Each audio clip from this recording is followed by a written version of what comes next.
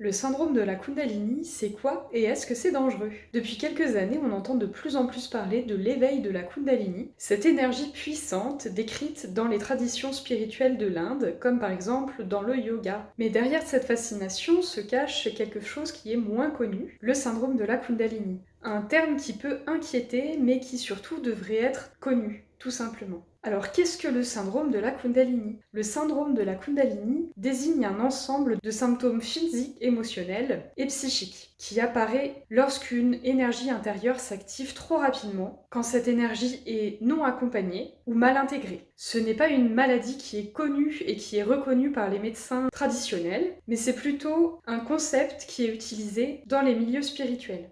L'idée principale, c'est que le corps et l'esprit ne sont pas en capacité d'intégrer et d'accueillir une montée d'énergie qui serait trop intense. Donc chaque personne vit une montée très différente, mais il y a des signes qui reviennent quand même plus souvent.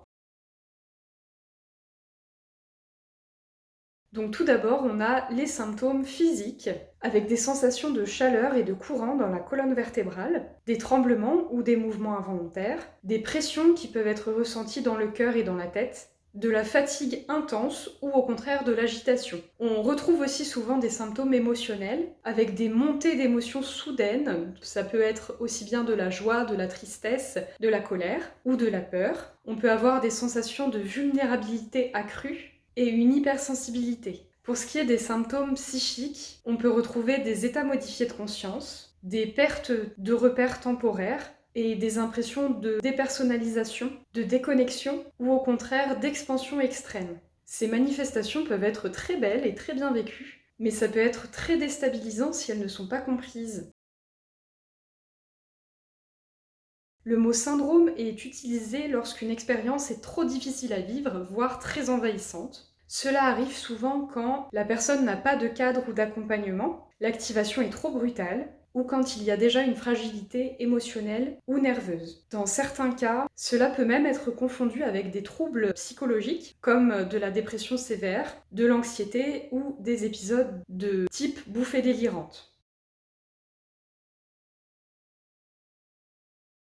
Alors, dans les traditions indiennes, l'éveil de la Kundalini n'est jamais laissé au hasard. Dans les traditions anciennes, l'éveil de la Kundalini est considéré comme une voie très exigeante, qui demande souvent un engagement très profond, et parfois même une vie entière pour pouvoir atteindre cet état. En effet, cet éveil peut être très recherché pendant très longtemps par certaines personnes, ça peut être une recherche de toute leur vie, mais ils sont encadrés par un gourou qui prépare la personne et son corps à pouvoir accueillir cet éveil. Donc ça passe par l'apprentissage de respiration spécifique, de posture, l'apprentissage de stabilité émotionnelle, pour accompagner un éveil qui serait progressif et jamais trop soudain, pour qu'il soit bien vécu par la personne. Donc si jamais le processus est trop rapide, c'est ce qui va correspondre en fait au syndrome de la Kundalini, donc quand ce sera trop rapide pour la personne et donc qu'elle n'arrivera pas à intégrer ce qu'elle est en train de vivre.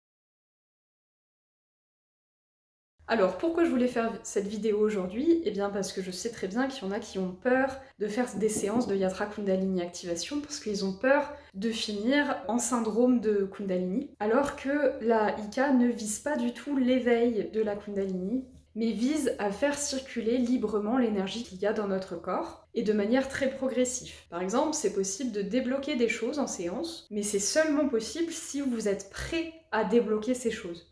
Si vous n'êtes pas prêt à débloquer un nœud, par exemple, les séances ne vont pas permettre de débloquer ça. Ça sera fait au fur et à mesure, en fonction de votre propre rythme, et ça peut être très doux. Il n'y a pas d'activation trop intense pendant les séances d'IK. Ce sera fait dans un cadre qui sera sécurisant pour permettre une activation progressive, et en aucun cas on ne force l'éveil de la Kundalini en séance. Alors, si vous avez déjà vécu un syndrome de la Kundalini, ou si vous connaissez quelqu'un qui est en train d'en vivre, effectivement, ça peut être très compliqué, mais il y a des solutions pour essayer de résoudre un petit peu la situation. Et moi, je vous conseille tout simplement déjà de travailler votre ancrage. Donc ça peut être tout simplement de marcher dans la nature, de prendre des douches en conscience, d'écrire sur ce que vous êtes en train de vivre, de ralentir les pratiques énergétiques au moins pendant un temps, et d'être accompagné par quelqu'un qui connaît un petit peu et qui peut essayer de vous guider dans ce que vous êtes en train de vivre. Et vous pouvez aussi faire des techniques de respiration. Par exemple, faire de la cohérence cardiaque, ça peut aussi aider.